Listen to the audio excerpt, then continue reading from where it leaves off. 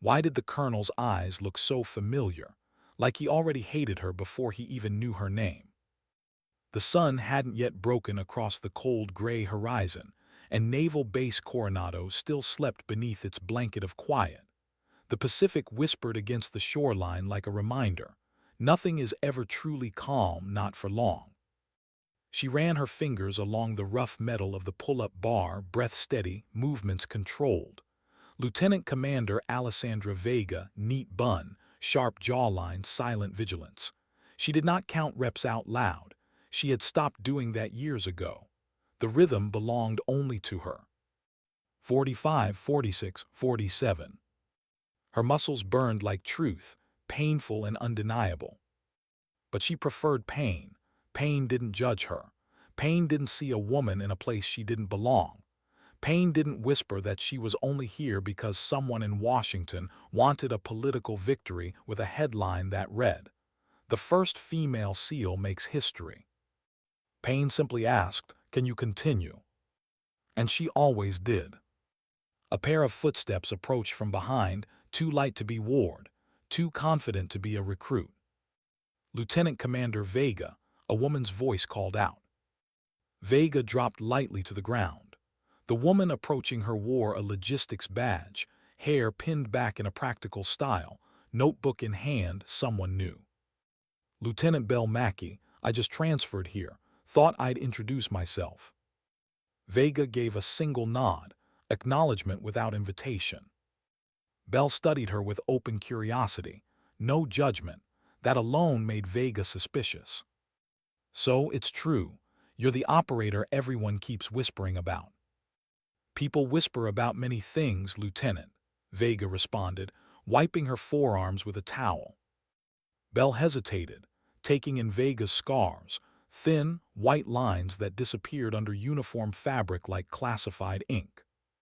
"Commander Pike's team is heading out soon. Word is you were originally with them."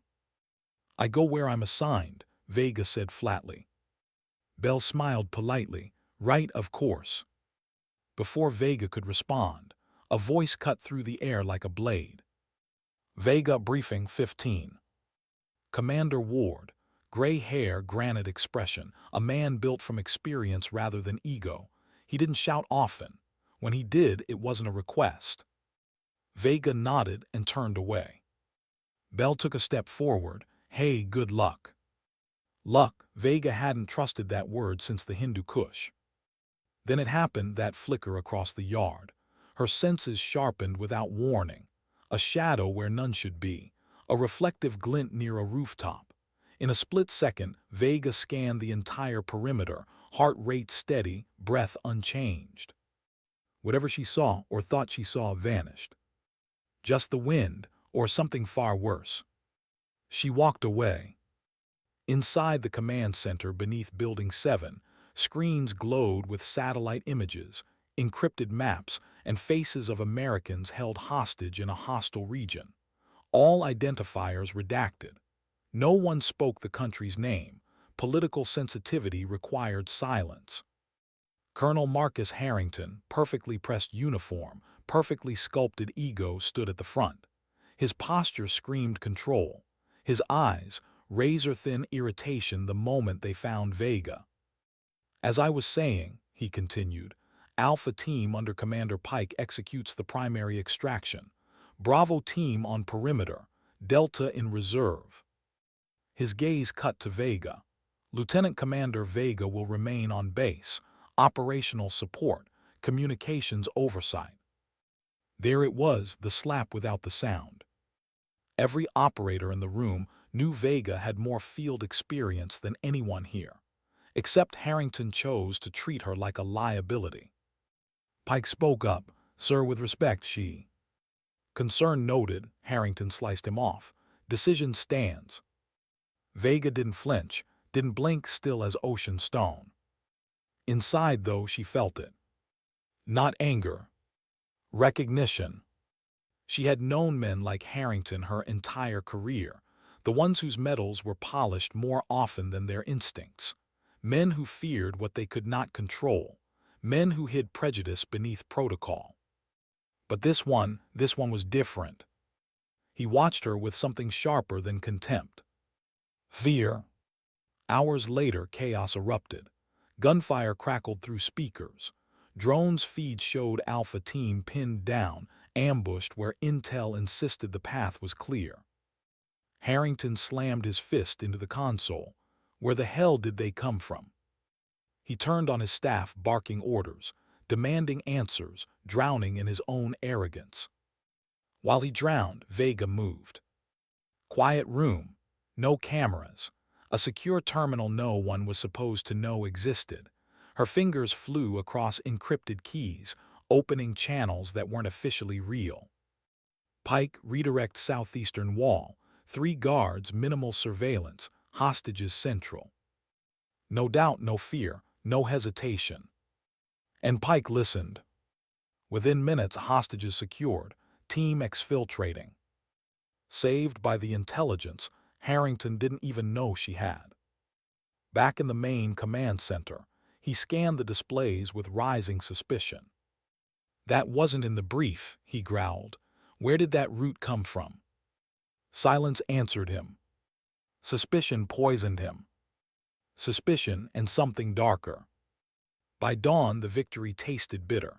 Political fallout, casualties on the wrong side, rumors of a leak. Harrington needed someone to blame.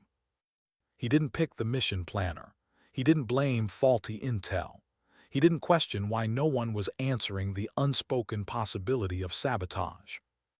He blamed Vega. The next morning, the entire base stood in formation, boots lined like iron on concrete, breath sharp in the brisk Pacific wind. Harrington paced like a predator who had already chosen his prey. "Lieutenant Commander Vega," he called, voice booming. She stepped forward, chin high, spine straight, heart armored. "You transmitted unauthorized intelligence," he declared. "You violated protocol. You jeopardized diplomatic stability." She wanted to laugh. She saved lives. But she knew men like Harrington didn't measure value by lives saved, only by ego and tact. He leaned in. "People like you," his voice dropped just enough for only she to hear, "are why this institution is losing credibility." There it was, not professional, personal, ugly. He expected her to break, to plead, to justify. Instead, she stood silent, the kind of silence that makes abusive men nervous. Then he stepped too close. His hand rose. The crack of palm against skin echoed through the entire yard, one sharp sound that froze time. Her head turned from the force. Her body didn't. Neither did her stare. He wanted shame. She gave him steel. "Permission to respond, sir," she said, calm, lethal. He scoffed. "What are you going to do, HM? Fight back? Prove every reason why you don't belong here?" 3 seconds. That's how long it took. No rage, no theatrics, just precision. She pivoted, grabbed his wrist, disarmed him of his sidearm, forced him to the ground, controlled, efficient, zero excess force. Gasps rippled through the formation, because no one had ever seen a takedown that clean from someone who wasn't even supposed to exist. Harrington hit the concrete with a sound that wasn't loud, but humiliating enough to crack the illusion of his authority. When she released him, he staggered to his feet, red-faced and furious, but also terrified. Because now he knew. He never had control. Later, Master Chief Blackwood, 20-year SEAL, bones carved from warfare, found Vega walking toward administrative exile. "Lieutenant Commander," he called, voice low but loaded. "That redirect yesterday, that wasn't improv. That was something else." She didn't respond. "I checked your file," he continued, "or what's left of it. Redactions so thick they look like someone blacked out history." Still silence. "I found sand in your gear once," he pressed. "Not local, not Mediterranean, Hindu Kush. I've been deployed there, I know that sand." Finally, she looked at him. Not with fear. With warning. He stepped closer. "Who are you really working for?" She let a breath slip, the slightest crack in the armor. "The same people you do, Master Chief," she said quietly. "I just have different orders." Blackwood froze because that was no denial. She walked away, leaving him with a truth he wasn't sure he wanted. Vega wasn't simply a SEAL with scars and silence. She was a shadow the military pretended didn't exist. A weapon someone tried to keep hidden. And Harrington, whether he knew it or not, had just struck a classified asset. He thought he could humiliate her. Instead, he just made the most dangerous enemy of his career. Because she wasn't here for glory. She was here for something far more unsettling. She was here on a mission no one else knew existed. And if Harrington continued to stand in her way, he would learn what a Navy SEAL can really do. What a woman in the shadows can really do. What she herself never wanted to prove. Until now. What did he think would happen? That she would just shrink, fade, quietly vanish into paperwork. The administrative office smelled like dust and old rules. Vega sat in front of a blank monitor, fingers motionless. The punishment felt familiar, not the work, but the intent behind it. Hide her. Contain her. Erase her. She was supposed to feel trapped, but Vega didn't feel caged, she felt still. Still was dangerous. A knock sounded. She didn't look up. Enter. Master Chief Blackwood stepped inside, closing the door behind him. His broad shoulders seemed too large for the cramped room. He studied her for a beat, not as a subordinate or an outcast, but as a puzzle with pieces that didn't belong in the box. "You should have put him through the pavement," he muttered. "Not a joke, just truth." Vega said nothing. Silence was another weapon. "Look," he continued, voice low. "Harrington out for blood, yours specifically." "He has none of his own to spare," she replied softly. Blackwood huffed through his nose, half laugh, half approval. "He's accelerating an investigation. He wants you gone before anyone higher up can intervene." "He wants to remove the problem," Vega corrected him, "not solve it." Blackwood leaned forward. "He thinks you're the leak." Her eyes flicked upward just enough. "The ambush," he said. "He blames you." "And you?" "I blame whoever gave the enemy our route." Their locked stare stretched tight, a wire between honesty and suspicion. "I don't know what you really are," he said, "but you're not the danger here." That was closer to truth than he realized. Before Vega could respond, a soft chime, her encrypted device lighting with a symbol Blackwood didn't recognize. She flicked her eyes to it. "Not good." "Communications error," she said, rising abruptly. "Excuse me, Master Chief." She was out the door before he could ask anything more. Down 3 flights, past 2 checkpoints where guards inexplicably looked the other way, then into a restricted room that technically didn't exist unless you were the one it was built for. Inside, Commander Ward waited, expression made of granite and urgency. "We have a compromise." Vega stepped into the room, closing the door behind her. "Asset?" she asked. "Exposed off base, on his own." "Handler?" "Dead." Vega inhaled once, identity confirmed. Ward nodded. He was tracking foreign interference targeting senior U.S. command structures, Coronado included. That tightened the room like a vice. "How soon until enemy acquisition?" Vega asked. "Hours, if not already." "And Harrington?" Ward shook his head. "He's not involved willingly, but he's being used. Someone embedded within his office is feeding intel to external handlers." Vega's jaw tightened. "Mercer." She didn't say the name, didn't need to. Ward slid a tablet across the table. "Mission orders, retrieve the asset, secure the intelligence, you leave tonight." Her throat tightened, not with fear, with purpose. "This will confirm exposure of my cover," she said. Ward's eyes didn't waver. "Your cover is a tool. Tools get sacrificed when they dull." She accepted that without flinching. "We'll delay Harrington just long enough to get you off base," he continued. "He already tried to access classified directories above his clearance. That clock is ticking faster than we'd like." Vega gave a single nod, decision sealed. Ward paused before continuing, voice softer. "Be careful, Lex. Only 2 people in the world called her that." She didn't respond. There wasn't time for gratitude. Not in their line of work. Hours later, she moved through fog-draped concrete, civilian clothes replacing her uniform. Even her shadow felt quieter than usual. The base seemed to hold its breath as she slipped away like a ghost. No alarms, no cameras turning, no footsteps behind her. Just silence.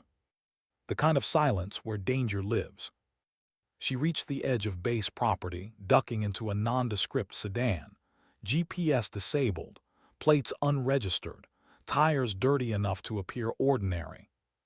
The kind of car no one notices, unless they're trained to. She drove north, away from safety, toward a warehouse district that smelled of salt and secrets. Neon signs flickered through mist like warnings too late to matter. She parked 1 block out, no direct approach. Careless men walked forward, careful women survive. Thermal sweep, 1 heat signature inside, heart rate elevated, packing. The asset. She approached through shadows, counting breaths between each footfall.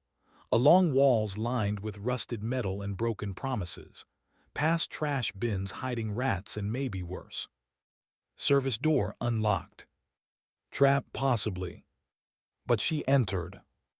Inside dark, stale air, silence that strangled the room. "Handler," a voice whispered, brittle with fear. Vega stepped into the faint glow of a laptop screen. "No," she answered, "but I'm what you get." Recognition flickered in the asset's eyes. Hope followed, hesitant, fragile. He handed her a small, encrypted drive. "This contains the names," he breathed. "Base command structures, payment routes, who compromised what, evidence they infiltrated your base." Her pulse didn't change, but something inside her shivered. Harrington wasn't the enemy. He was the doorway. Before she could move. A shift of air, steel boots on concrete, 2 synchronized to be amateurs. Vega raised her hand. The asset froze. The gunfire came a heartbeat later, shredding the office door. She shoved the asset upward, ceiling panel, maintenance access, crawl space. They climbed through insulation that clung like guilt. The warehouse below filled with shadows, men with silencers and night vision. The kind of hunters who didn't bother yelling commands. They moved across beams, crouched low. But a figure reached the roof first, weapon lifted, silhouette sharp against moonlight. 1 shot. Then another. Metal sparked near her ear. Vega fired twice, controlled. The figure dropped. More voices surged upward, pursuit multiplying. "We separate," she whispered, "now." She pushed the asset toward the fire escape at the far end. He hesitated. "You take it." "You have the intel," she cut him off. "You run, I erase the trail." He obeyed. Because men like him survive only when women like her say so. The chase became a blur, rooftops, alleys, leaps across danger with inches to spare. The hum of combat adrenaline rode her spine like lightning. She found a motorcycle outside a midnight market, keys in ignition. 1 moment of reckless luck she refused to question. She kicked it alive. Engines roared. Pursuit vehicles lit up behind her, headlights slicing through narrow alleys too tight for their bulk. She vanished into spaces designed for ghosts. By dawn she was back at Coronado, clothing replaced, hair fixed, cover restored like nothing had happened. Except everything had changed. Commander Ward decrypted the drive. And the truth hit like cold steel. Mercer, the smiling aide with a perfect uniform and a serpent's eyes, was feeding enemy intelligence. using Harrington as his puppet, protecting foreign handlers, the ambush his doing, the security breach his design, the hatred toward Vega his shield. Ward looked at her, the rare expression of fear flickering beneath control. This goes deeper than we thought. Then we dig deeper, Vega replied. Footsteps thundered down the hall. Harrington. Not a second to breathe. He stormed into the office, outrage wrapped in self-righteous fury. You left base, he barked. You disobeyed a direct order. Sir, she replied smoothly, communications failure required my intervention. A failure above my clearance, he sneered. Don't insult me. I would never suggest limits to your understanding, she said, perfectly calm. Insult delivered without changing tone. He saw it, felt it, hated it. You are done here, he roared. Administrative review will see you discharged and stripped of special operations designation. She simply stood straighter, defiant without movement. He turned to Mercer. Prepare the paperwork. Full assembly tomorrow at 800. Her internal pulse stayed steady, but her jaw tightened. Because tomorrow, on a parade ground in front of every operator, he planned to destroy her. Let him try. As he stormed out, Mercer lingered, too calm, too calculated. His eyes rested on Vega just a second too long. Like he knew something. Like he feared something. Like he wanted to see her gone before she could see the truth he was hiding. When Mercer left, Vega finally allowed air into her lungs. She opened her secure device and typed. Mercer confirmed. Stage set. Tomorrow exposure window. Ward replied instantly. Ryan inbound. Keep him focused on you. She would. Because Harrington wasn't the enemy. He was just a loud distraction. And she was very good at being the quiet one they should fear. The Pacific wind howled outside the windows like the ocean already knew. Tomorrow, the parade ground would become a battlefield. And the truth would not whisper. It would strike. Why was the world always the quietest right before it erupted? Fog rolled in from the Pacific before dawn, thick, heavy, crawling along the parade ground like a warning no one could read yet. Naval Base Coronado looked peaceful from a distance, but up close, tension clung to the air like static ready to spark. Vega walked in silence toward formation, boots steady against cold concrete. She didn't wear fear. She wore composure like armor, composure they wanted to crack. Harrington stood center stage, polished and furious. He scanned the gathering personnel, hundreds of uniforms aligned in rows, faceless until a moment mattered. And today, every face mattered. Because today, he would try to end her. There was a time when Vega thought humiliation couldn't touch her anymore. She had endured worse, far worse. But humiliation wasn't the danger here. Exposure was. Black Section didn't survive exposure. Operators like her didn't survive it either. Ward stood with the command staff, outwardly neutral, inwardly calculating timelines only he could see. Pike stood stone still among Alpha Team, fists clenched just enough to reveal the storm under his skin. And Master Chief Blackwood, the veteran who trusted instinct over rumors, watched Vega with sharpened suspicion, turned understanding. This wasn't discipline. This was theater. And theaters were where revelations happened. Harrington's voice boomed across the base. Lieutenant Commander Alessandra Vega. She stepped forward. The fog seemed to pause around her, as if curious. You stand here because you have repeatedly shown disregard for the chain of command, Harrington declared, punctuating each word with self-righteous venom. You defied a direct order. You jeopardized diplomatic stability. You. Vega didn't blink. He wanted her reaction. He would get it, just not the one he imagined. Colonel Harrington stepped closer, too close, trying to impose height and rank like a blade. It didn't cut. Your arrogance, Lieutenant Commander, ends today. He expected her to break. Instead, she breathed. Calm, controlled, deadly. Do you have anything to say in your defense? He demanded. Permission to destroy you would be nice, she thought. But out loud. Permission to respond, sir. Mocking smile from Harrington. Go ahead, show me what you can do. He thought she would speak. He had forgotten what she really did. 3 seconds. The formation hardly registered movement before she had him, sidearm stripped from his holster, wrist twisted, his body hitting concrete with bone-deep shock. She knelt, one knee pressing his spine, weapon secured in her free hand. Not a bruise, not a cut, no overreaction. Just truth. Cold, precise truth. Gasps surged through the formation like wind. Control didn't belong to the loudest. Control belonged to the most capable. Harrington wheezed, disbelief swallowing his anger whole. She released him. He stared up at her, with humiliation curdling into fear. Then footsteps. Not hurried. Not anxious. Commanding. Director Callista Ryan walked onto the parade ground wearing a civilian blazer, an authority stronger than any rank here. The base recognized her, even without introduction, because some reputations travel in silence. Colonel Harrington, she called, her voice carrying iron restraint. You are relieved of command, effective immediately.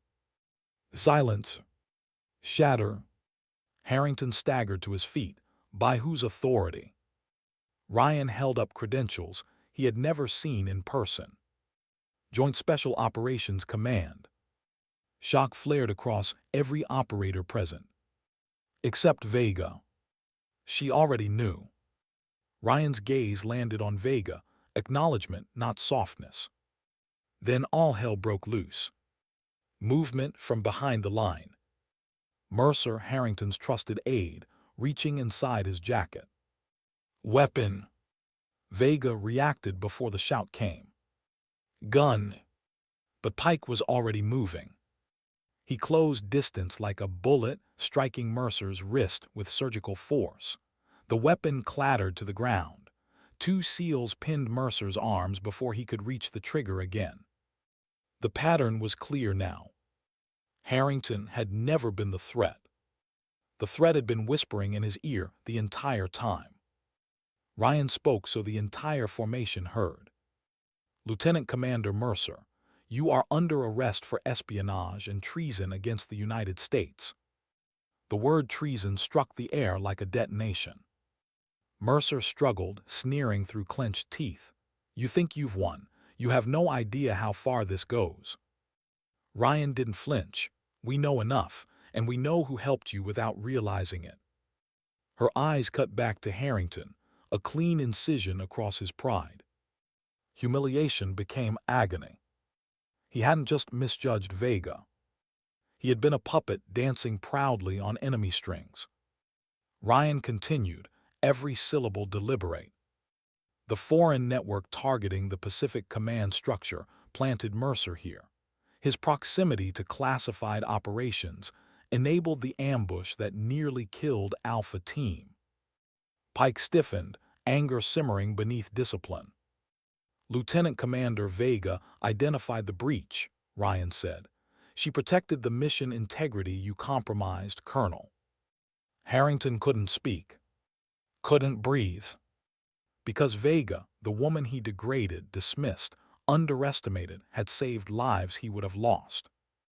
Ryan stepped toward Vega. Lieutenant Commander Alessandra Vega, she said, voice steady like justice delivered. You will continue your active status with Joint Special Operations Command. That wasn't a commendation. That was a confirmation of her reality. One the base now fully understood. She had never been the first female SEAL for publicity. She had been something far more dangerous. Black section. Need to know. And none of them had needed to know until now. Pike moved to Vega's side, not protection, solidarity. Blackwood approached too, understanding settling on him like armor he should have always been wearing. "I should have trusted my gut," he murmured. "You weren't new, you were hidden." "No one was meant to see me," Vega replied, "not until the threat was visible." His voice lowered. "That Hindu Kush sand, that was the real you." A memory flashed: snow-choked mountains, gunfire echoing off stone, a girl's hand held tight as they fled through darkness. Another life, a necessary lie. Ryan's voice broke the moment. "This is now a counterintelligence operation. Restrict all comms. Debrief in 60 minutes. Personnel scattered, buzz of disbelief chasing them like a ripple. Harrington remained standing alone, wounded in places pride couldn't bandage. He stared at Vega, no longer with hate, with realization. "You made a fool of me," he said, voice trembling from something he'd never admit: fear. "No," Vega corrected calmly, "you made a fool of yourself." He looked away first. Ryan turned back to Vega softly, the way shadows speak to each other. "You maintained restraint," she observed, "even when he struck you." "He wasn't the threat," Vega replied, "just loud." Ryan's lip tugged in the smallest approval. "We select operators for Black Section who understand the difference." "And now?" Vega asked. Ryan inhaled, preparing her for inevitability. "Now the real work begins." Hours later, in a secure debriefing room insulated from gossip and ego, Ward, Pike, Vega, and Ryan reviewed the decrypted drive. Lines of code representing stolen loyalties, payment trails marking betrayal as currency, installation names with red flags, bases compromised without anyone knowing. Mercer was not alone. He was one of many. And the infiltration wasn't over. As Pike scrolled the data, his hand tightened into a fist. "This wasn't just surveillance," he said. "They were preparing to sabotage command readiness across the entire coast." "And they used biases as cover," Vega finished. "Target weak spots in leadership, exploit fear of change, make the most capable officer look like a threat." Ryan nodded. "They weaponized prejudice." Ward looked at Vega, regret in his eyes, the regret of a mentor forced to bury acknowledgement for too long. "You paid the price for this mission," he said. "Your reputation, your anonymity, almost your career." Vega answered without hesitation. "That's the job." But when the lights dimmed and silence returned, Vega felt something unfamiliar gripping her ribcage. Not fear, not doubt, fatigue. Because even shadows need to rest. Sometimes. Maybe. Ward placed a sealed envelope on the table. "Your next assignment," he said quietly, "when you're ready." Ryan added, "Take 48 hours. Until then, breathe." Vega didn't argue. She simply stared at the envelope, wondering if missions ever ended or only paused long enough to breathe between battles. Later, she stepped outside into crisp California sunlight. Fresh recruits struggled through training in the distance, men and women fighting waves and exhaustion, trying to earn a trident, trying to belong, trying to be enough. Vega watched them with a calm expression, but her chest ached. Not from injury, from recognition. One woman stumbled climbing a wall but pushed upward again, refusing help, refusing doubt. Vega saw herself in that defiance.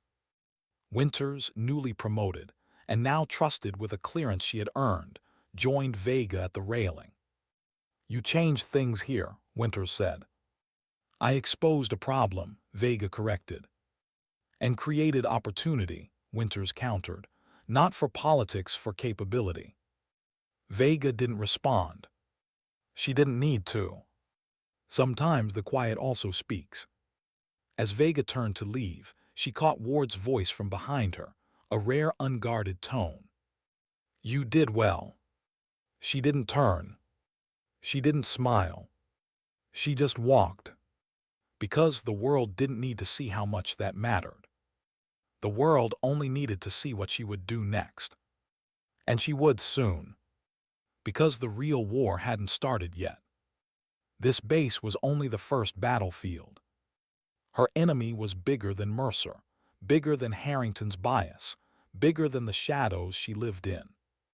And she knew one truth more clearly than ever. Some threats don't come from outside the chain of command. They rise within it. What happens after a battle, when everyone thinks the war is over? Vega stood in her barracks room with the sealed envelope in her hand.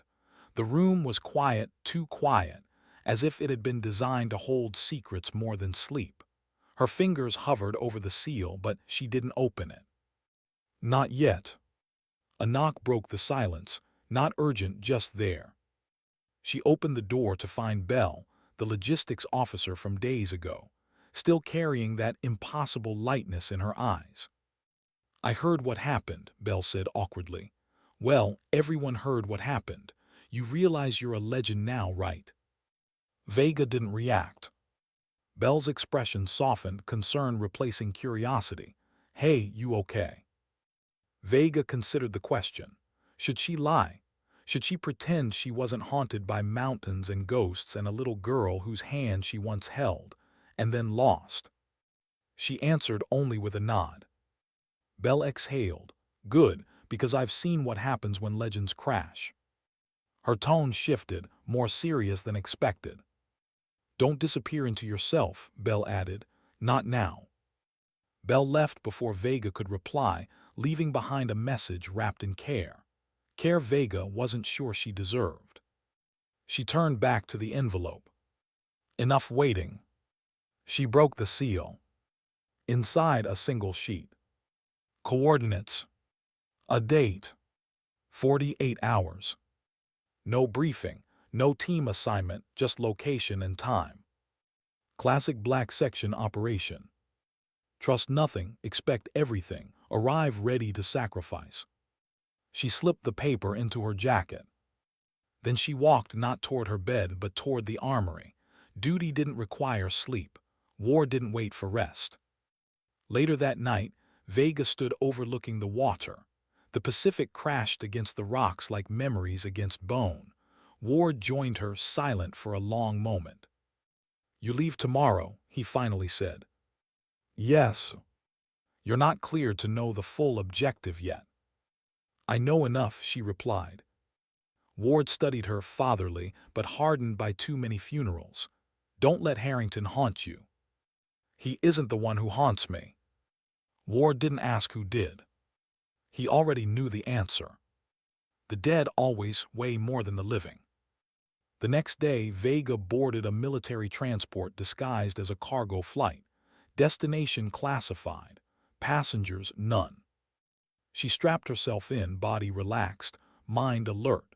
The engines roared to life, carrying her into a sky that never promised safety. Hours later, descent. She stepped onto foreign soil that smelled of dust and danger. No welcoming committee. Perfect. She entered an abandoned hangar, steps echoing like suppressed gunfire. Then a shadow moved. She turned, weapon drawn. A man stepped into the dim light, lean, sharp features, eyes that had seen too much and trusted too little. "Commander Pike," she said, lowering her weapon. He gave a faint smirk. "You didn't think you were going in alone, did you?" "I always assume I'm alone," she countered. He nodded approvingly. Ward briefed Pike separately. Build trust through action, not rank. And Pike, he had always respected capability more than reputation. Another silhouette approached, lighter steps, different energy. "Belle." Vega blinked only once. Belle smiled nervously. Surprise. Turns out logistics sometimes means logistics of special operations. Pike frowned. She insisted on being here, something about being too curious for her own good. Belle rolled her eyes. "Also because I'm fluent in 3 dialects of the region, we're about to infiltrate. And someone needs to keep you two from killing each other with silence." Vega stared at Belle, really stared, and suddenly understood. Belle was here because Ryan chose her. And Ryan didn't choose without a reason. Another voice came from the shadows, smooth, controlled. "You three make quite the picture." Director Ryan stepped forward, tablet in hand. "So this is the team," Pike muttered. Ryan nodded. "Black section protocols require minimal footprint, small unit, maximum impact." She pulled up satellite imagery, a compound nestled deep in rugged terrain. A foreign intelligence cell has embedded itself within a private military contractor known for hosting training exercises with U.S. personnel. Pike stiffened. "You're saying they're recruiting our own?" Ryan didn't blink. "Corrupting them, buying influence, selling access, and Mercer was just the first thread in a much larger web." She pointed at the map. "This compound holds the coordinator, the one orchestrating infiltration into American command structures." Vega's gaze sharpened. "Target capture or elimination. Whichever ensures the operation never breathes again." Ryan looked directly at Vega, not a request, an expectation. "You lead." The order landed like gravity in Vega's chest. She gave a single, silent nod. Nightfall. Darkness draped the mountains like a cloak. The team moved, Vega at point, Pike covering angles, Belle quietly deciphering surveillance patterns through a handheld interface she modified herself. They reached the perimeter, high steel fencing, security towers, patrol teams with military precision. Belle whispered, "These guards are too well trained for a private contractor." "Because they're not private," Vega replied. "They're foreign nationals wearing American gear." Pike tapped Vega's shoulder, 2 fingers. "Movement ahead." Vega froze, listened. Boot steps, disciplined packing. "Security sweep." Vega signaled silently. Pike positioned, 3 seconds, a chokehold, a body lowered quietly onto dirt. No sound, no witnesses. Belle swallowed hard but kept moving. They reached a service tunnel masked by brush. Insertion route identified through Belle's hacking. Inside the compound walls, corridors of gunmetal gray and surveillance cameras sweeping predictable arcs. Belle synchronized a loop, temporary blindness. 1 minute, she whispered, "then they'll know." Vega moved first. Down 2 flights of stairs, past crates labeled as humanitarian supplies, all false branding, into a storage bay lined with weapons that had no business being on U.S. soil. Pike's jaw tightened. "These are American-issued." "They were," Vega answered. "Now they're for sale." Then voices. A door opened. 3 armed guards entered. Vega's decision came without thought. She lifted her silence pistol, 3 shots. 3 bodies dropped with muted thuds. Belle winced at each sound, fear trying to claw its way in. Vega met her eyes. "If you feel fear, it means you still value life. Use that." Belle nodded, breath shuddering, but she steadied. They reached the control center, door reinforced, coded lock. Belle worked the keypad, 30 seconds. "Make it 10, Pike urged too loudly. A click. The door opened before Belle could respond. 2 figures inside, one at a console, one turning with a weapon rising.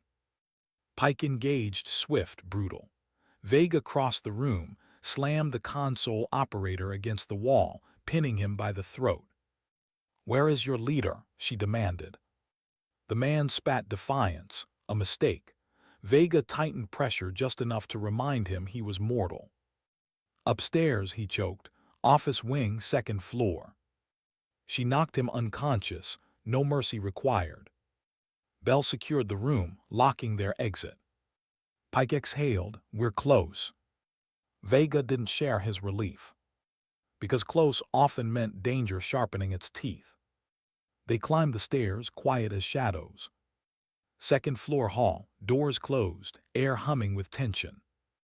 Then gunfire erupted from above. Bullets tore down the corridor, ripping through plaster. Someone knew they were here. Vega shoved Belle behind cover, body shielding hers.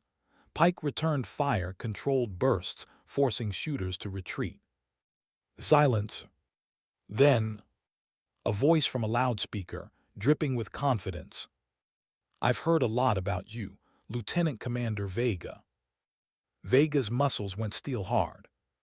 The voice continued. "A ghost from Kabul, a myth in Kandahar, a shadow in the Hindu Kush."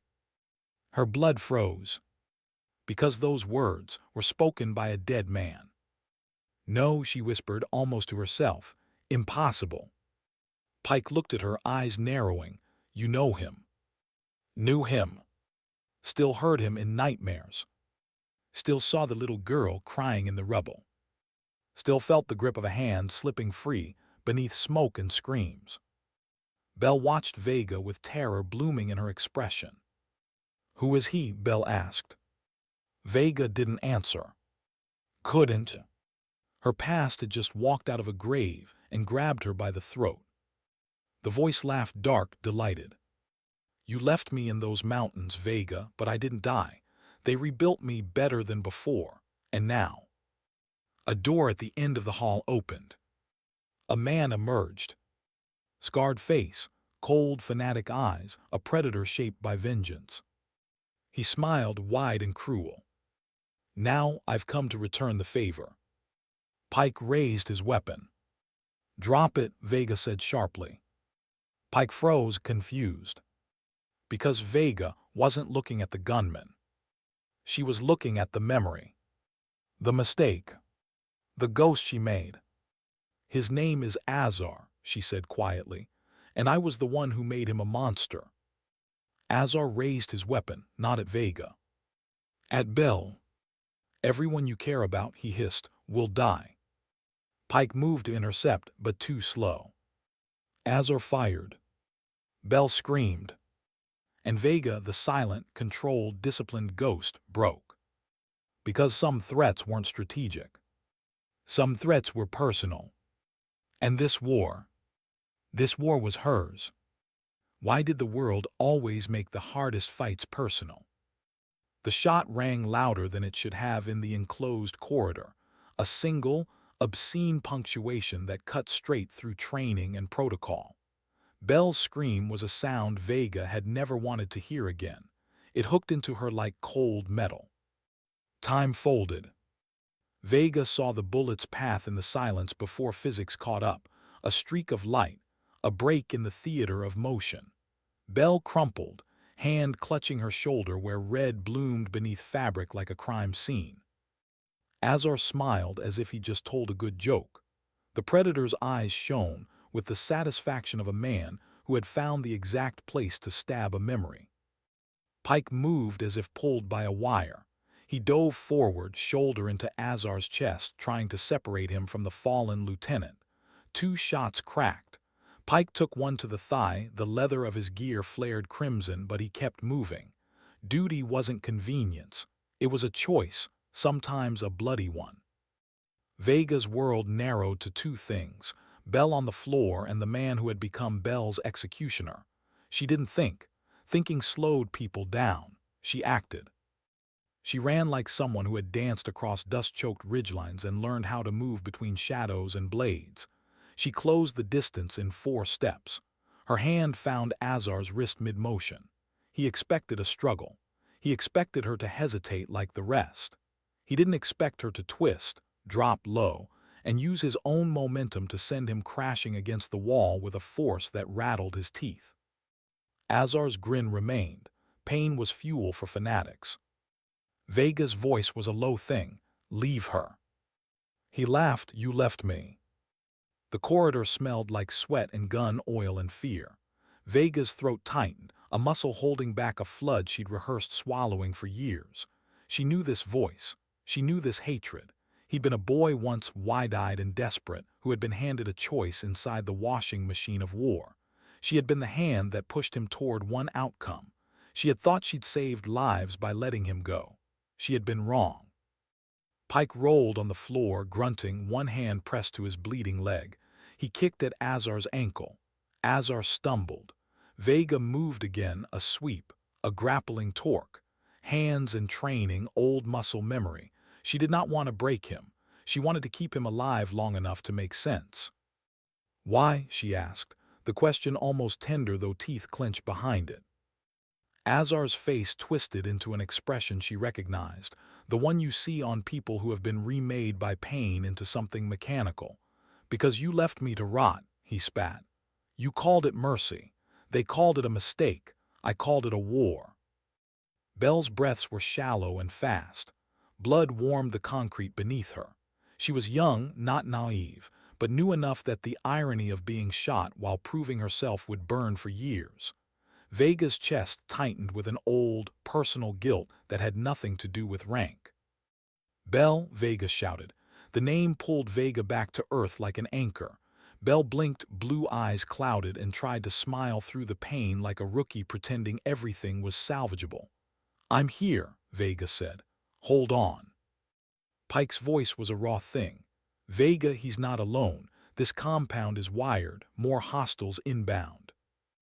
A metallic thud echoed from the stairwell, then another, systematic, like boots trained to kill quietly. They had triggered secondary alarm protocols the moment a body fell. Vega's training told her a dozen ways to handle this. Her humanity narrowed options. She could run with Belle and abandon the objective. Or she could do what Black Section did best, minimize damage by striking precisely, then extract. She decided on precision. "Belle, can you move?" she asked. Belle nodded once like a child trying to be brave. "Yeah, shoulder hurts, can't." "Lean on me," Vega ordered. "Pike, cover. I'm getting her to the control room."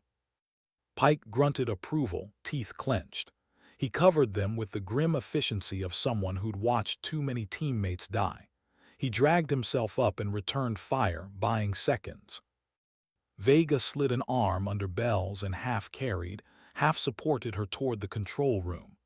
Every step was a ledger of risk, enemy likely between them and extraction, Azar's men reforming, surveillance likely to reroute patrols. They slipped into a stairwell. Vega's breath sounded loud in her ears. Her mind cataloged everything. The sound of Belle's panting, the feel of blood warming her palm through fabric, the shadow at the stairhead that bloomed into figures. Two men barreled down. Pike met them at the landing like iron. His shot rang. One fell, the other charged. Vega shoved Belle down into a maintenance alcove, shoulder protecting her. She peered out and found Azar at the top of the stairs, standing like an accusation. He was wounded, a smear of blood darkening his sleeve, but grin unstopped. He had been made to survive. "You could have saved him," Azar said, voice even. "You could have pulled him into the fold. Instead you walked away like so many do. You promised him a path, you lied." Vega's fingers flexed around the rail. Her silence was a confession. Guilt had a language without words. Azar spoke it fluently. For 30 seconds or 30 years she saw the boy again. Dust in his hair, starved look, the heat of a village gone to ash. She had been tasked with a choice. Kill, capture, let him walk as a living weapon. She had let him go. She had been told mercy would save a life. Mercy had been naive. Now the consequence stood in front of her, his hands carved by vengeance. "Why are you doing this?" Belle asked, voice shaking, pain painting each syllable. "Why hurt people who didn't do anything to you?" Azar turned to Belle. The smile was a blade. "Because people like her made a choice. People like me pay the bill." Belle's hand trembled. Vega wanted fiercely to tell her that the world was more complicated than villains and heroes. That sometimes you made a choice and it corrupted you by degrees. But telling a bleeding woman that would be cowardly. Actions mattered now. Pike took another headshot. "Azar's men are converging. We've got maybe 2 minutes." 2 minutes, long enough to cut bonds or lose everything. Vega made a decision that hurt like medicine. She shouldered Belle, bolted. Pike gave covering fire. Bullets ricocheted. Sheets of plaster disintegrated like paper under the storm. Vega ran, the world reduced to the rhythm of heartbeat and contact. They crashed into a small control room, cables, monitors, a smell of ozone and stale coffee. Belle slumped into a chair, eyes rolling. Vega ripped Belle's jacket off like a field medic, pressed cloth against the wound, thumb on the artery to slow the bleed. "You're bleeding out," Vega said, voice small. The statement was simple fact, not dramatic, just a thing that must be fixed. "I'm okay," Belle whispered. "I'm fine." "No," Vega's fingers worked with practiced urgency. "Don't lie to me." The bleeding slowed under pressure. The wound was bad but not fatal if they moved fast. They needed surgical kit. They needed extraction. Vega looked at Pike. He nodded, the yes of a man who trusted her judgment. He provided distance. "Ryan," Vega said into her calm, voice clipped. "We have a wounded, priority evac needed. Azar is in the compound. Repeat, Azar is present. Hostiles converging." Static filled the line. For a beat, nothing. Then Ward's voice, wired through an emergency channel. "Copy, exfil compromised. ETA 60 seconds.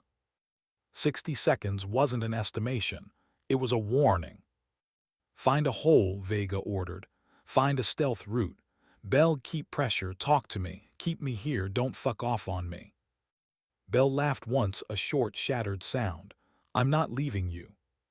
She meant it, both of them did. Through the small window of the control room, Vega saw men stacking by the stairwell in tight formation. Wires hummed.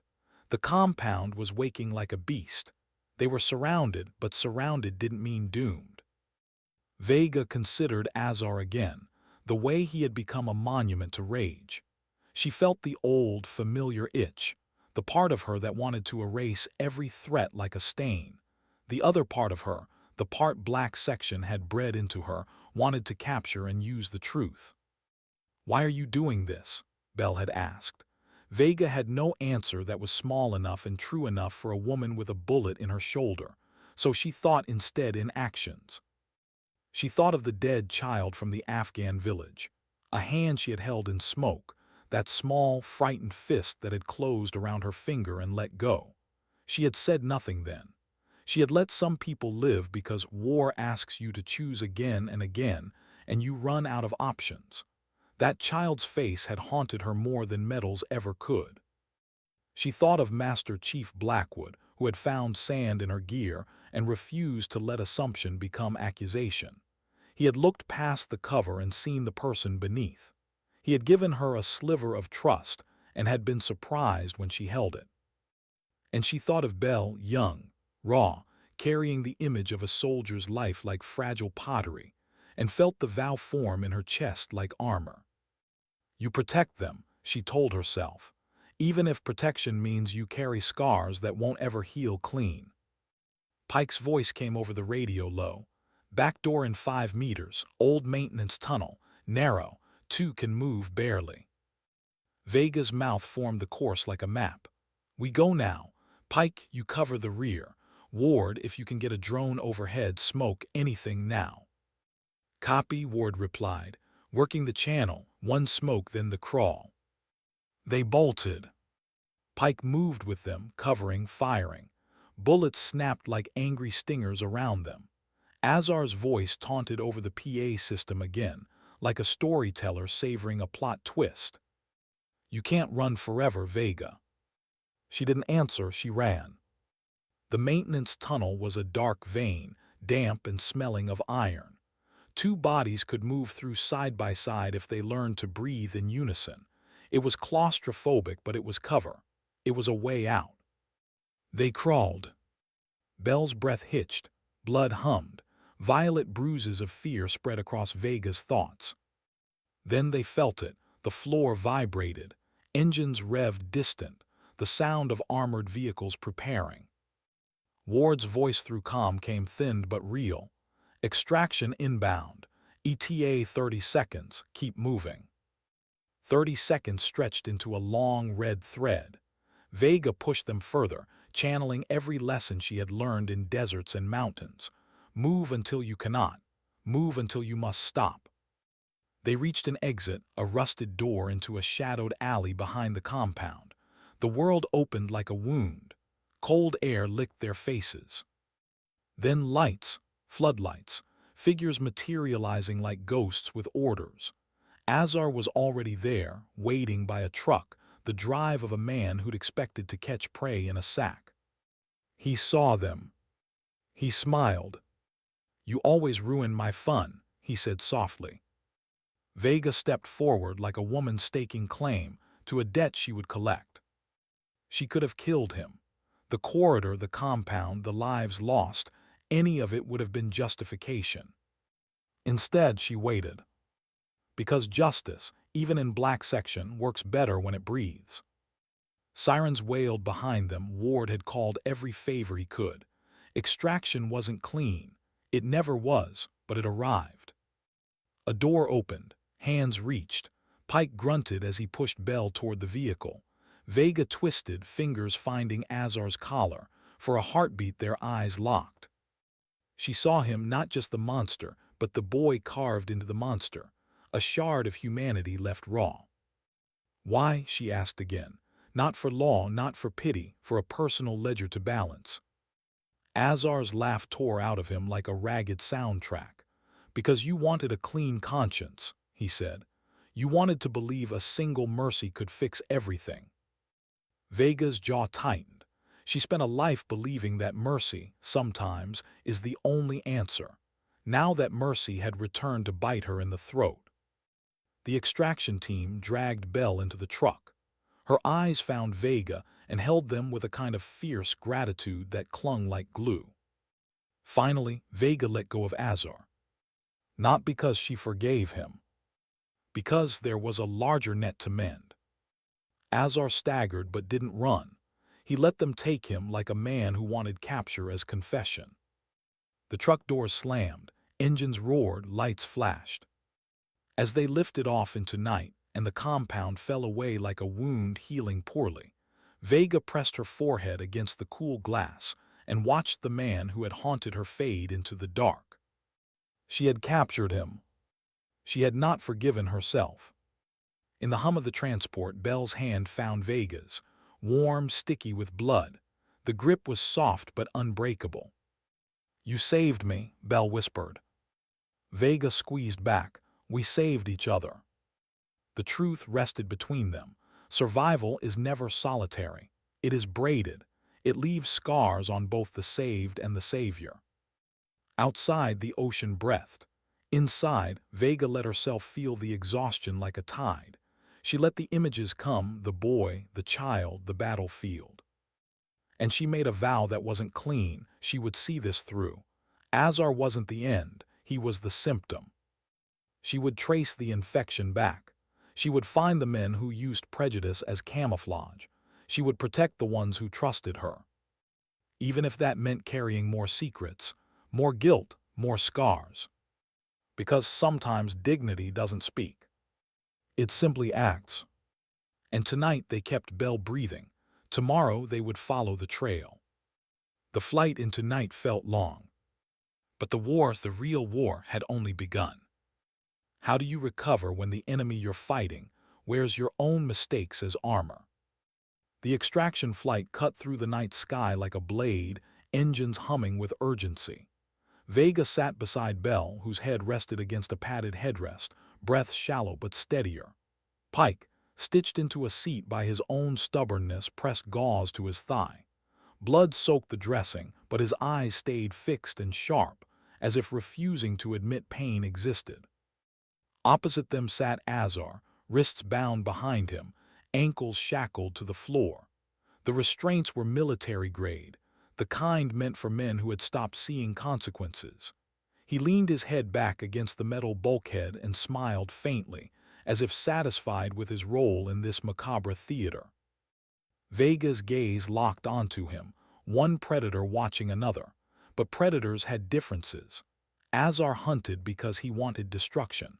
Vega hunted because she refused to let destruction devour others. "You left me alive once," Azar murmured, eyes flicking to hers with wicked clarity. "Did you think I'd thank you?" Vega said nothing. Silence was power. Silence reminded him she wouldn't play his game. Belle stirred, pained. Who is he really? Azar's grin widened. A souvenir from her heroic days, a reminder that mercy doesn't erase monsters, it creates better ones. Shut up, Pike snapped, voice hoarse.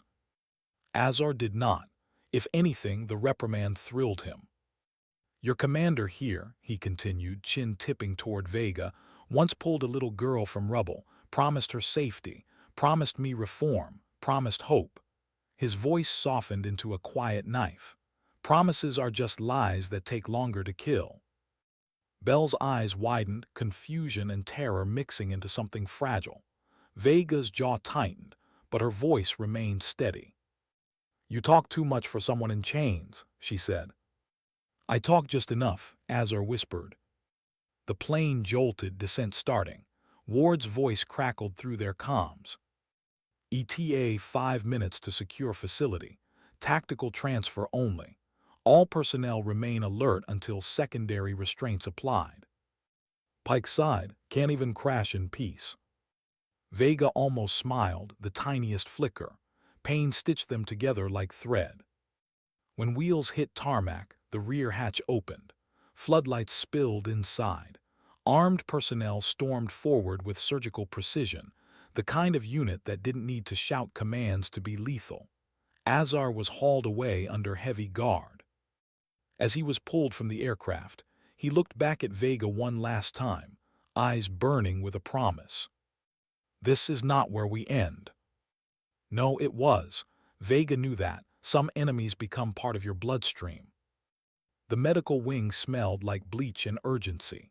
Surgeons rushed Belle inside, nurses plugging lines into arms, oxygen mask lowered over face. Pike was escorted to imaging, swearing under his breath, because cursing was how he stayed conscious. Vega washed the blood from her hands, water circling the drain like red spirals of memory. She stared at her reflection in the mirror above the sink. Same eyes, same scars, same ghost living behind the sternum. Different guilt. Ryan appeared behind her in the mirror's reflection, arms crossed. He says you knew him, Ryan said. I did, Vega replied. Will you tell me how? Vega dried her hands slowly, methodically. No. Ryan accepted that, not kindly, but logically. He's not the mastermind, Ryan continued. He's just the story people like to fear. The real threat is the one who guided him, the one with access and motive. Mercer gave us everything, Vega asked. Everything he thought mattered, Ryan answered, but half the puzzle is missing. Which half? Vega asked. The half that makes this personal. Vega's stomach dropped, intuition connecting dots before facts could. Ryan stepped closer. He used your past because someone knew it would destabilize you. Vega shook her head. I'm not destabilized. Ryan raised a brow. There's blood on your hands from a woman who trusted you 3 days into meeting you. Vega stiffened, guilt hitting like a sucker punch. Ryan softened. She's alive because of you, do not lose perspective. The corridor lights hummed overhead, a harsh reminder that moments of reassurance were brief luxuries. Focus now, Ryan said. Azar isn't done, neither are we. Belle stabilized. Pike was stitched and grumbling. Azar had been locked inside a reinforced cell that was more fortress than room. Vega entered the interrogation chamber alone, watching Azar through the one-way glass. He looked almost peaceful, like he had finally been given an audience worthy of his performance. Ward joined her, his voice low. He's been quiet since arrival. That's bad, Vega said. He's planning. Ward nodded grimly. Counterintelligence traced encrypted signals from the compound. They pinged from multiple U.S. networks. Inside our borders, Vega finished for him. There was no surprise, just the bitter confirmation of distrust already formed. What do you need from me? Vega asked. Ward placed a secure phone in her hand. You'll talk to him. She stared through the glass again. Azar smiled like he heard fate clicking into place. Ward rested a hand briefly on her shoulder, the closest thing he ever gave to comfort. "Don't let him decide the terms," he warned. The door hissed open. Vega stepped inside. The cell was stark, table, chairs bolted to the floor. Azar sat relaxed, ankles crossed despite restraints, as if enjoying a casual visit. "You came alone," he said. "You always did prefer control." Vega took the seat opposite him, no hesitation. "Tell me who sent you," she said. "I did," Azar answered. "My loyalties are mine." "Loyalties require a cause." "And you think I don't have one?" he asked, laughing softly. "America built me. Your war manufactured me. Your mercy preserved me." His voice dropped to a whisper. "And now I'm a mirror you can't break." Vega leaned forward, not out of aggression but clarity. "You're not a mirror, you're a wound, and wounds can be cauterized." Azar's eyes flickered just once, irritation pinching the corner. "Still the surgeon," he murmured, "except you never cut deep enough." Vega pushed. "Who paid you? Who gave Mercer orders?" He tilted his head. "Give me a reason to speak." "You're alive," she replied. "That's not a reason," he corrected. "It's procrastination." He leaned in. "You want answers? Ask about your mission in Coast. Ask why they handed you to us. Ask why they let me live. Ask why." He stopped mid-sentence. "Not by choice." His breath caught confusion sharpening into shock. His pupils dilated. He reached for his throat, fingers twitching violently. Vega stood instantly. "Medic," she shouted into the glass. Azar convulsed body jolting against restraints. Foam bubbled from his mouth. His eyes rolled back, the whites stark and frantic. "Poison." Vega grabbed his jaw, trying to keep his airway clear. "Stay with me," she barked. He choked, hands clawing at her sleeve weakly. In those final seconds, the fanatic mask dropped. Fear. Pure, naked fear. He tried to speak, blood flecking his lips. "They're inside," he rasped, "the command." His final breath rattled out like a confession too late. Azar's head fell forward. "Dead." Vega didn't move. She didn't breathe. She didn't blink. Someone had silenced him the moment truth left his mouth.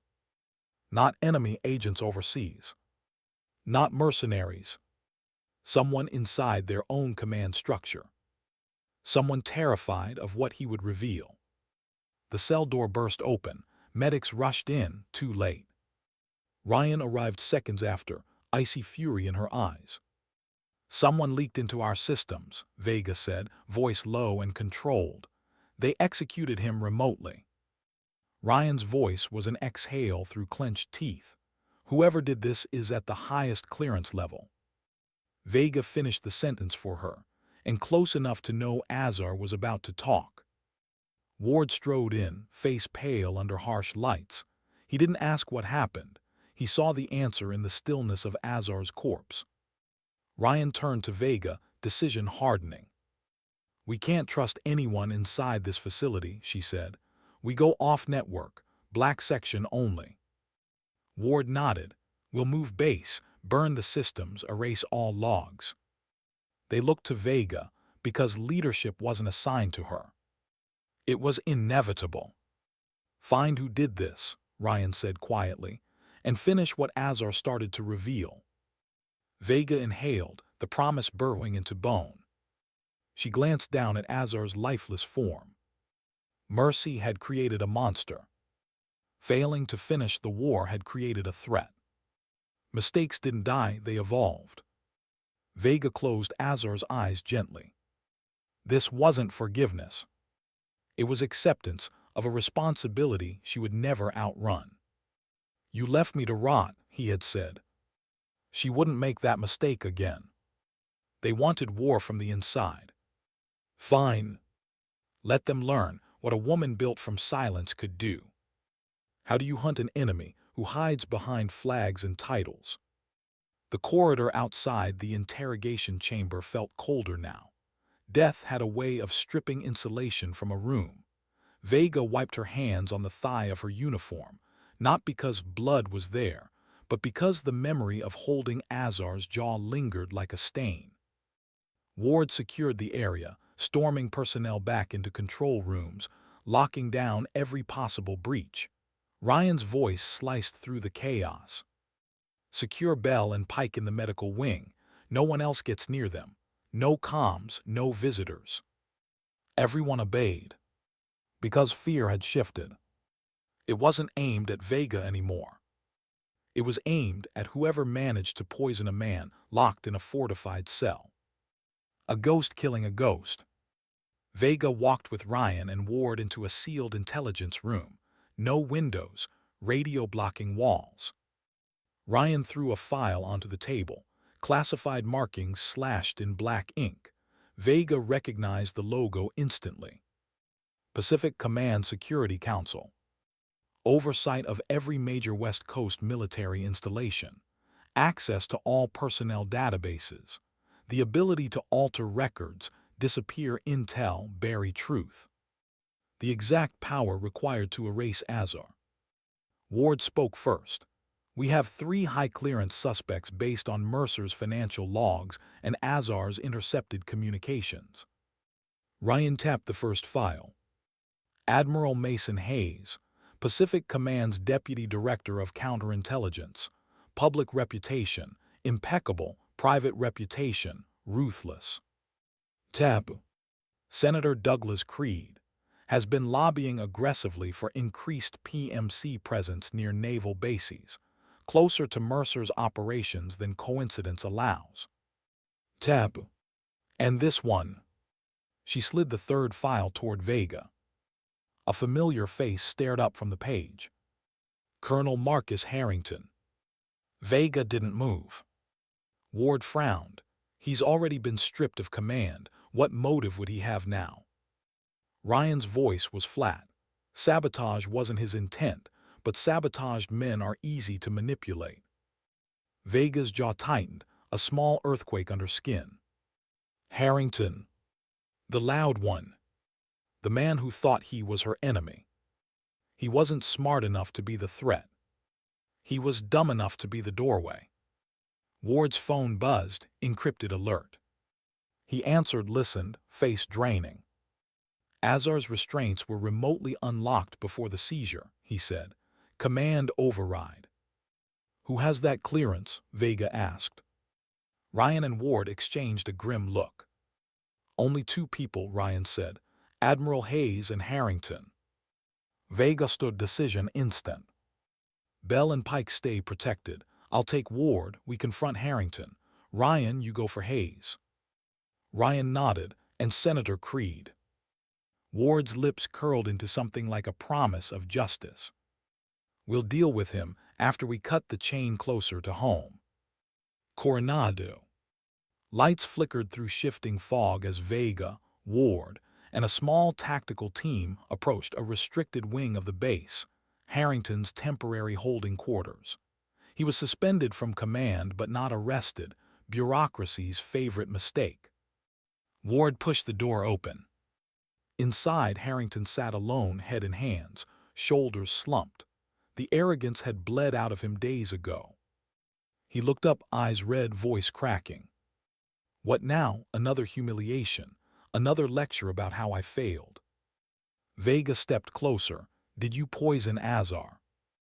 Harrington blinked, confusion pushing through bitterness. What? No. His eyes darted. Fear spiked. Ward leaned in. Then why did someone use your clearance to override his restraints? I don't know, Harrington stammered. They locked me out of everything. I can barely access my own personnel jacket. Vega didn't break eye contact.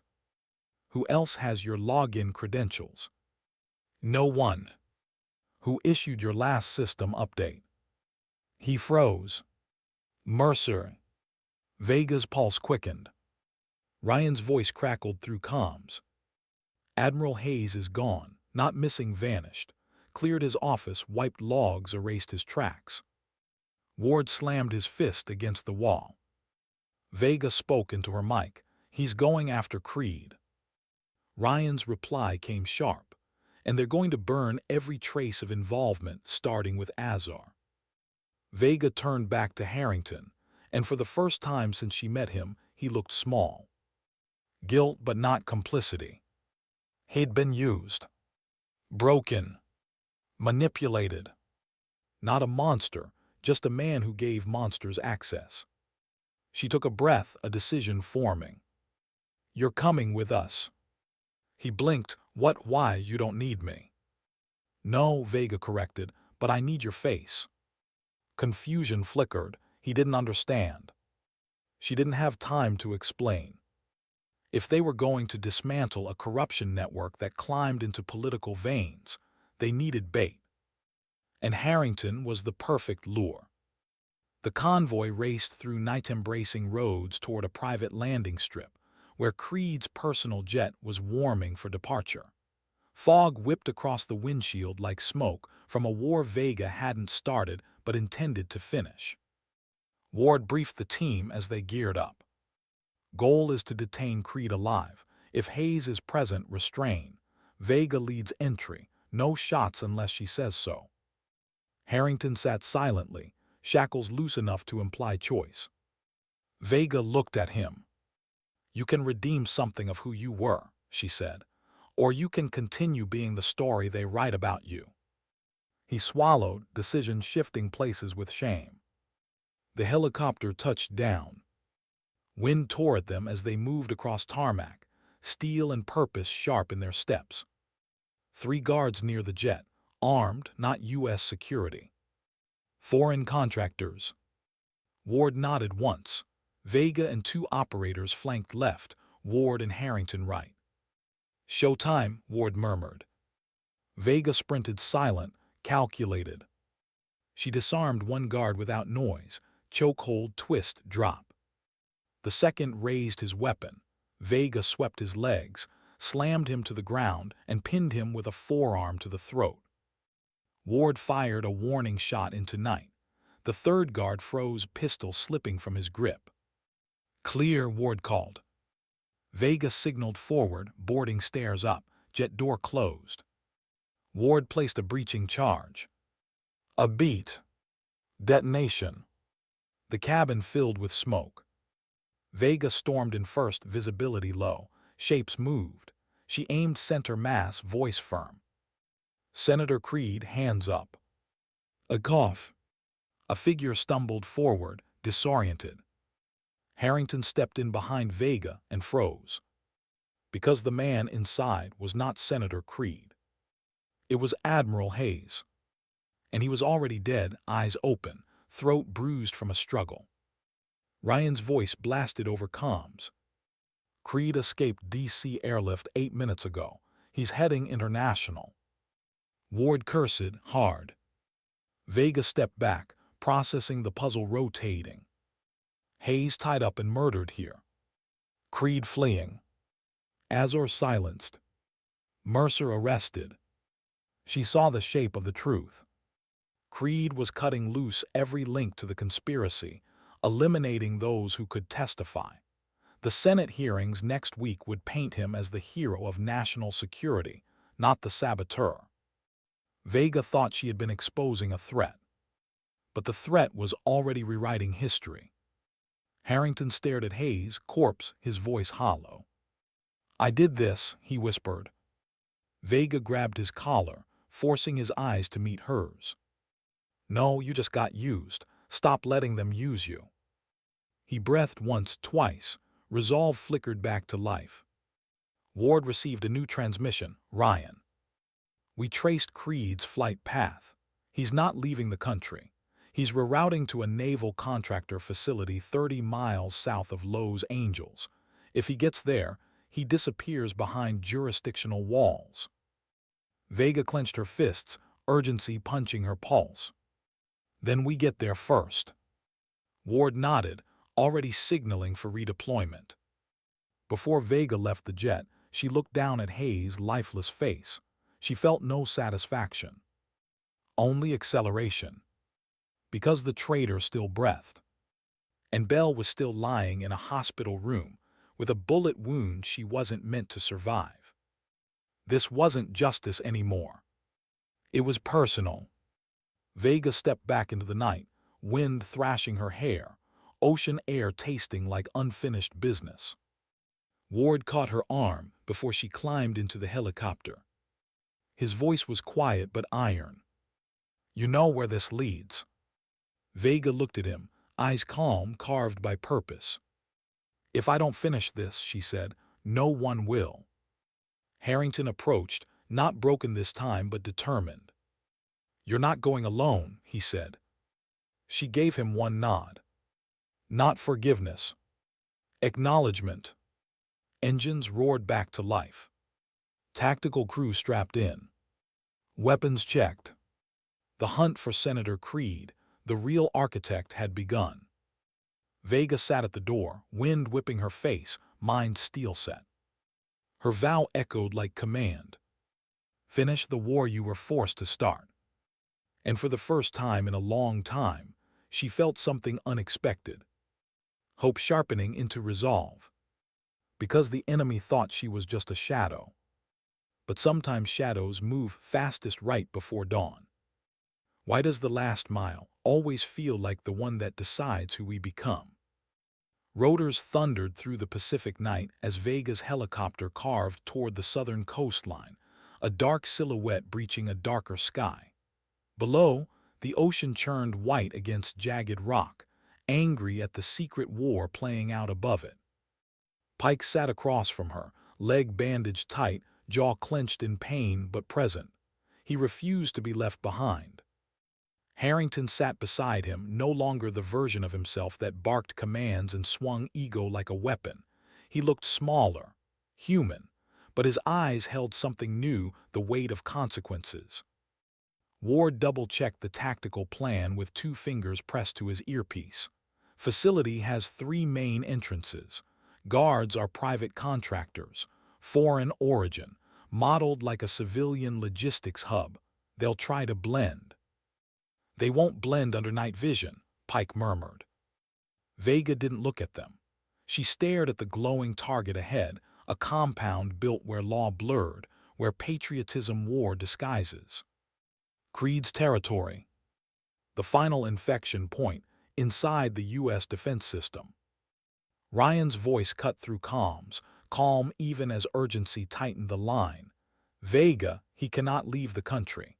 If Creed disappears behind contractor privileges, we lose leverage, and we lose the truth." Understood.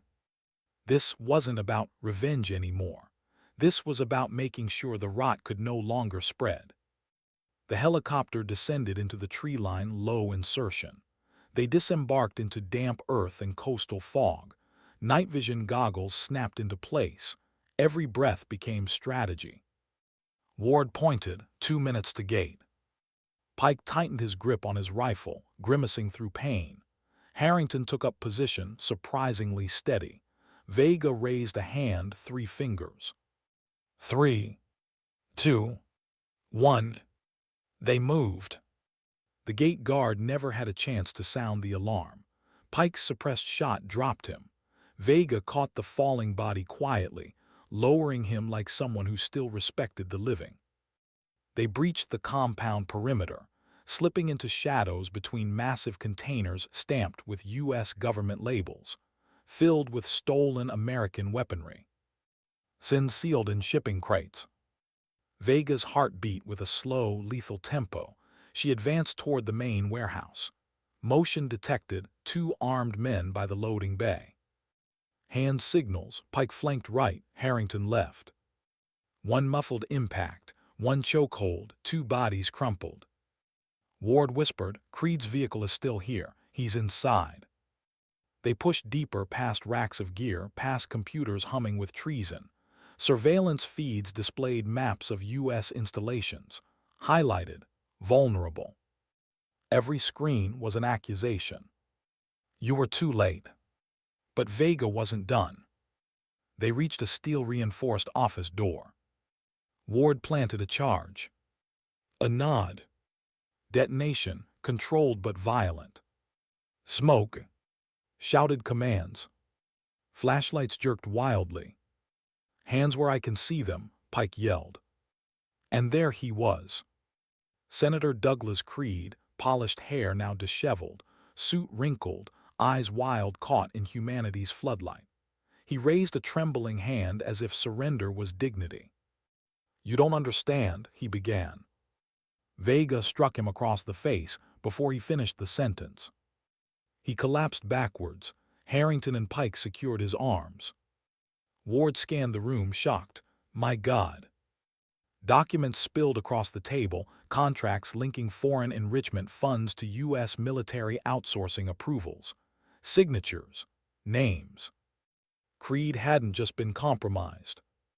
He had engineered the infiltration. He had sold patriotism for power. Vega stood over him. Every scar she carried from every battlefield pulsed beneath her skin. "You killed Hayes," she said. Creed spat blood. He wanted out. "You tried to kill Pike and Belle. They were pawns, collateral." "And Azor." Creed smiled, perverse pride in his eyes. "He was proof that war never ends, and proof that your mercy was weakness." Vega's pulse steadied, cold.